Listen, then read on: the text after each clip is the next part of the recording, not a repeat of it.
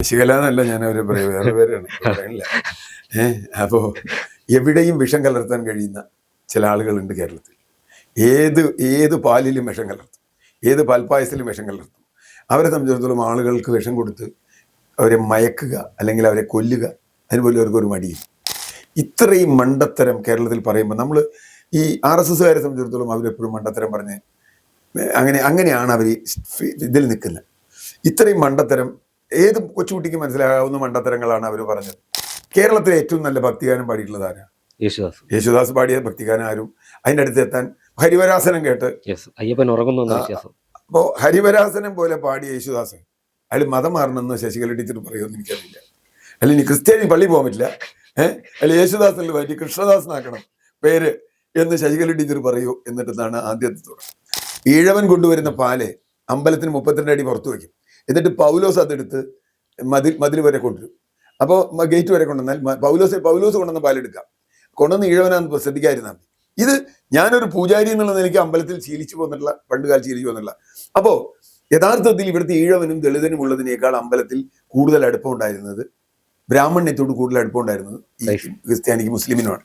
ഇവിടെ ഏറ്റവും കൂടുതൽ ശ്രദ്ധിക്കേണ്ടത്, ഞാൻ വീണ്ടും പറയുന്നത്, ഇവിടുത്തെ അധകൃതർ, തീണ്ടലുണ്ടായിരുന്ന വിഭാഗക്കാർ, അവരെക്കാൾ സ്ഥാനം ഇസ്ലാമിനും ക്രിസ്ത്യാനിക്കും ഈ പറയുന്ന സോക്കോൾഡ് ബ്രാഹ്മണിക് ഹിന്ദു സമൂഹത്തിൽ ഉണ്ടായിരുന്നു എന്ന വസ്തുത മറച്ചു പിടിക്കാൻ പറ്റില്ല.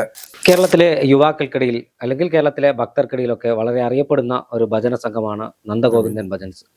കഴിഞ്ഞ ആഴ്ചയാണ് അവരൊരു ക്ഷേത്രത്തിലെ പരിപാടിക്കിടെ അല്ലെങ്കിൽ ക്ഷേത്രവുമായി ബന്ധപ്പെട്ട ഒരു പരിപാടിക്കിടെ ഒരു ക്രിസ്തീയ ഭക്തിഗാനം പാടിയത് കേരളത്തിലെ ചില ആളുകൾക്ക് വലിയ തോതിൽ അലോസരമുണ്ടാക്കുകയും ഹിന്ദു ഐക്യവേദിയുടെ നേതാവെന്ന് പറയുന്ന KP ശശികല പറഞ്ഞത് പാൽപ്പായസം എല്ലാവർക്കും ഇഷ്ടമാണ്, പക്ഷെ അതിൽ ചിക്കൻ മസാല ഇടാൻ പാടുണ്ടോ എന്നാണ് ചോദിച്ചത്.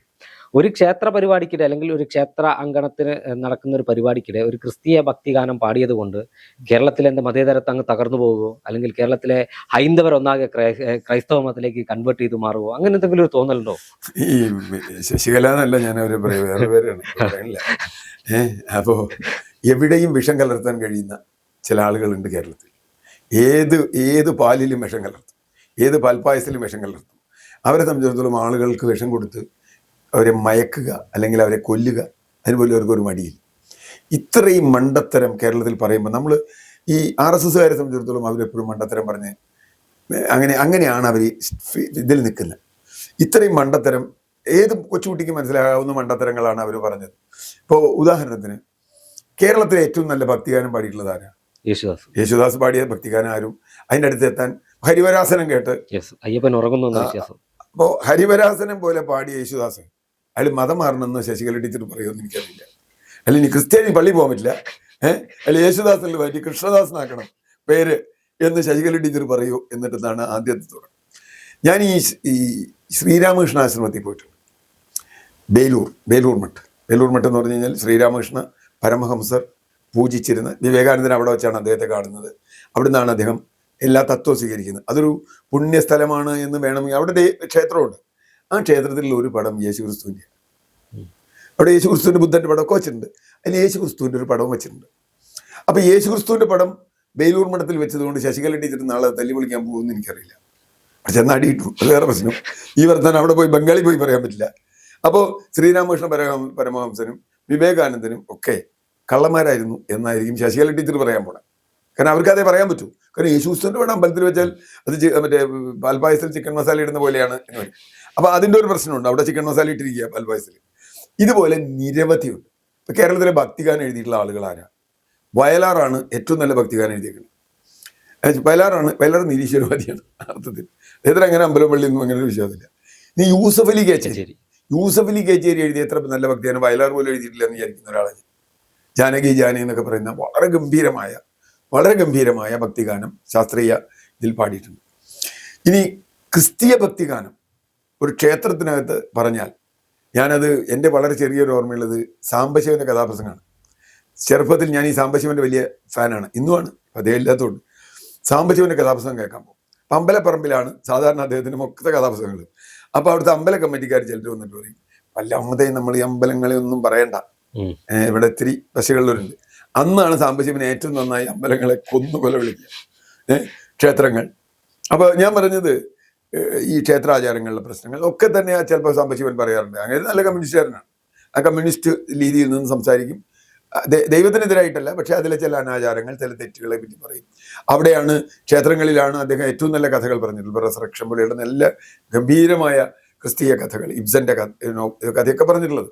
അതിനൊന്നും ഒരാളും ഒരിക്കലും ഒരു മറുപടിയും ഒരു എതിർപ്പും പറഞ്ഞിട്ടില്ല. കാരണം ഇനി കേരളത്തിലെ ആചാരങ്ങളിലേക്ക് വന്നാൽ, കേരളത്തിലെ ഉത്സവങ്ങളിൽ ക്രിസ്തീയ മുസ്ലിം ഭവനങ്ങൾ എത്രത്തോളം ബന്ധപ്പെട്ട് കിടക്കുന്നത് ശശികല ടീച്ചർ അന്വേഷിക്കേണ്ടി വരും. എനിക്കറിയാം, ഉറൂസ് നടക്കുമ്പോൾ മനകളിൽ നിന്ന് ഉറൂസിലേക്ക് സാധനം കൊണ്ടുവരിക, ക്രിസ്തീയ ഇതുകളിൽ നിന്ന് വിളക്ക് കൊണ്ടുവരിക. ഇപ്പോൾ കുന്നംകുളത്തൊക്കെ ഞാൻ കണ്ടിട്ടുണ്ട്. കുന്നംകുളത്തുനിന്ന് ഉത്സവത്തിന് പോകുമ്പോൾ വിളക്ക് ക്രിസ്തീയ ഭവനത്തിൽ നിന്നാണ്, ഒരു ഓർത്തഡോക്സ് ക്രിസ്ത്യൻ ഭവനത്തിൽ നിന്നാണ് വിളക്ക് കൊണ്ടുവരിക. അവിടുന്ന് കൊണ്ടുവരണം, അതവരുടേതാണ്. അതുപോലെ തിരിച്ചും പള്ളിയിലെ പരിപാടികൾക്കും തിരിച്ചും ഒക്കെ ചെയ്തിട്ടുണ്ട്. ഇത് നമ്മുടെ നാട്ടിലുള്ളതാണ്. ഇപ്പോൾ തൃശ്ശൂർ പൂരം ഹിന്ദുവിൻ്റെ പൂരമാണോ എന്ന് പറയാൻ പറ്റുമോ? അല്ല, ഹിന്ദുവിൻ്റെ പൂരമല്ല. കാരണം അതെല്ലാ ജനങ്ങളും തൃശ്ശൂർക്കാരുടെ പൂരമാണ്. കഴിഞ്ഞ തവണ ഒരു സുരേഷ് ഗോപി ജയിക്കാൻ വേണ്ടി ചില കളി കളിച്ചത് ഹിന്ദുക്കളുടെ എന്തോ വികാരം എന്നൊക്കെ പറഞ്ഞു.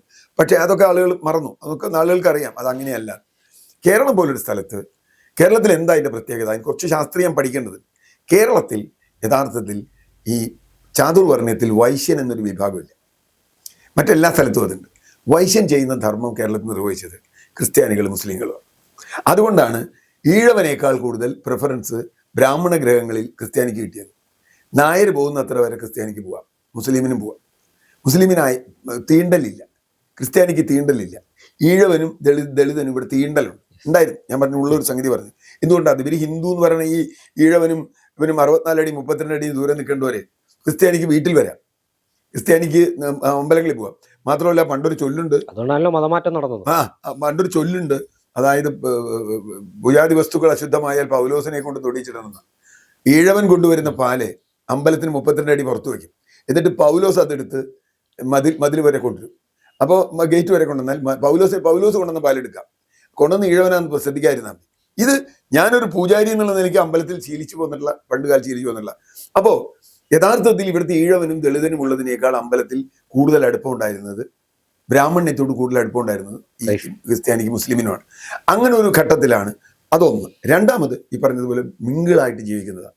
വ്യാപാര വ്യവസായ കാർഷിക മേഖലകളിലുള്ള വലിയ തോതിലുള്ള ബന്ധം.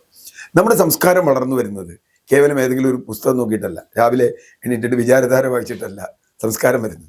നമ്മുടെ ജീവിതത്തിൽ എഴുത്തച്ഛൻ്റെ രാമായണം മുതൽ ഏതെടുത്താലും, നമ്മുടെ നാടൻ പാട്ടുകൾ എടുത്താലും ഒക്കെ തന്നെ ഇങ്ങനെ മിങ്കിൾ ചെയ്തിട്ടുള്ളതാണ്. ഇപ്പം നമുക്ക് അറബി രാമായണം ഉള്ള ഒരു സ്ഥലം അത്. ഇപ്പം ശശികല ടീച്ചർ എങ്ങനെ എടുത്ത് കടലിലേറിയോന്ന് എനിക്കറിയില്ല. അറബി രാമായണം ശശികല ടീച്ചറില്ല, അവരുടെ അപ്പൂപ്പൻ ഉണ്ടാവുന്നതിനും കൂടിയുള്ളൊരു സാധനം.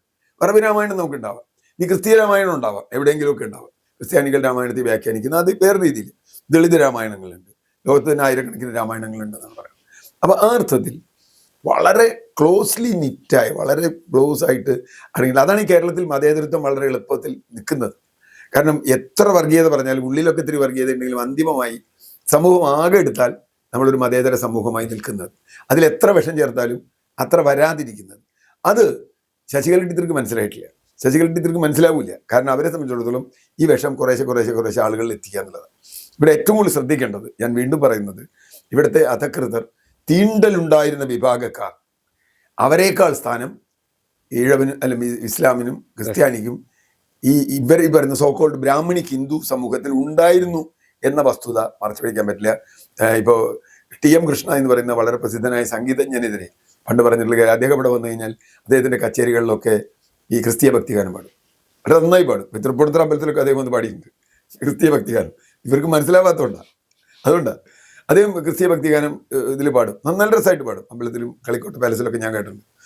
അപ്പോൾ അതുകൊണ്ട് ക്രിസ്തീയ ഭക്തിഗാനമോ ഇസ്ലാം ഭക്തിഗാനമോ നമ്മൾ പാടി എന്നുള്ളത് കൊണ്ട് ഏതെങ്കിലും ഒരു ദൈവം ഇടിഞ്ഞു പോവില്ല.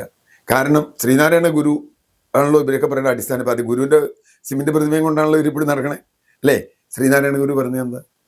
ശ്രീനാരായണ ഗുരു എല്ലാ മതങ്ങളെയും, ക്രിസ്തുവിൻ്റെയും മുഹമ്മദിൻ്റെയും എല്ലാം സ്വീകരിച്ചിട്ടുള്ള ആ ഒരു ഇതാണ്, മതമേതായാലും മനുഷ്യൻ നന്നായാൽ മതി. ജാതിഭേദം ജാതിഭേദം മതദ്വേഷം ഏതുമില്ലാതെ സർവ്വം. അപ്പോൾ ശ്രീനാരായണ ഗുരുവിൻ്റെ ക്ഷേത്രത്തിലെ ആർക്കും ചെല്ലാം. ഇപ്പം ശബരിമല ഇത്തരം ബഹളം ഉണ്ടാക്കിയില്ലേ? ശബരിമല ആർക്കും ചെല്ലാലോ. എന്തേ ശബരിമല എങ്ങനെയായത്? ശബരിമല എന്തുകൊണ്ട് അങ്ങനെയായി? ഈ ശശികല ടീച്ചർ ആലോചിക്കണ്ടേ? പിന്നെ ശബരിമല സ്ത്രീപ്രവേശം എന്നൊക്കെ പറഞ്ഞ് വലിയ ബഹളം ഉണ്ടാക്കി. മോഷണം പോയപ്പോൾ ശശികല ടീച്ചർ കിട്ടിയില്ല. ശശിപ്പനെ തന്നെ അടിച്ചുകൊണ്ട് ശശികല ടീച്ചർക്ക് ഒരു കുഴപ്പമില്ല. പക്ഷേ ഇത് ഇപ്പൊ ഇത് പറയുമ്പോൾ എന്തുകൊണ്ടാണ് ശബരിമല അങ്ങനെയായത്? കേരളത്തിലെ പല ക്ഷേത്രങ്ങളിലും മതം നോക്കാതെ കയറാലോ. അപ്പോൾ ചുരുക്കത്തിൽ എവിടെയെങ്കിലും വിഷം കലർത്താൻ കഴിയുമെന്ന് നോക്കിക്കൊണ്ട് നടക്കുകയാണ്. അതുകൊണ്ട് അതിന് നല്ല മറുപടി കേരളീയ സമൂഹം കൊടുത്തിട്ടുണ്ടെന്നാണ് ഞാൻ വിചാരിക്കുന്നത്.